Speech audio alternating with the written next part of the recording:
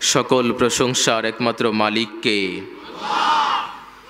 আরো চিল্লায় আওয়াজ করে বলেন, সকল প্রশংসার একমাত্র মালিককে। কেউ যেটা পারে না পারে কে?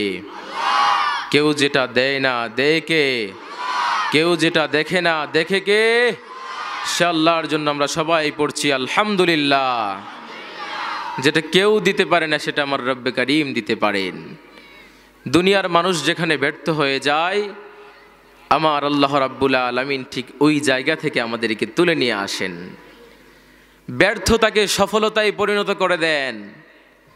জীবনে আপনি অসুস্থ হয়ে পড়েছেন, রাব্বুল আলামিন আপনাকে সুস্থ করে দেয়। সেই রবের দরবারে শুকরিয়া আদায় করি আমরা, কারণ রাব্বুল আলামিন আমাদেরকে এত নিয়ামত দিয়েছেন, এই নিয়ামত দিয়ে ভরপুর করে রেখেছেন।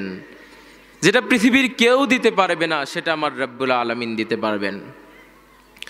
রাব্বুল আলামিন বলেন, ও দুনিয়ার মানুষেরা শুনো শুনো, আমার কেমন নিয়ামত, আমি তোমাদেরকে কেমন নিয়ামত দিয়েছি। রাব্বুল আলামিন বলো শোনো। ও দুনিয়ার মানুষেরা, সারা পৃথিবীর গাছের পাতাগুলোকে যদি আমি খাতা করে দেই, আর সাগরের জলগুলোকে যদি কালি করে দেই, গাছের পাতা নামক খাতা দ্বারা, সাগরের জল নামক কালি দ্বারা যদি আমার নিয়ামত লিখতে শুরু করো, রাব্বুল আলামিন বলেন সাগরের জলগুলো শুকিয়ে যাবে, গাছের পাতাগুলো শেষ হয়ে যাবে, রাব্বুল আলামিনের নিয়ামত লিখে কখনো শেষ করা যাবে না। সুবহানাল্লাহ। তো সেই রাব্বুল আলামিনের নিয়ামতের শুকরিয়া আদায় করি আমরা আলহামদুলিল্লাহ।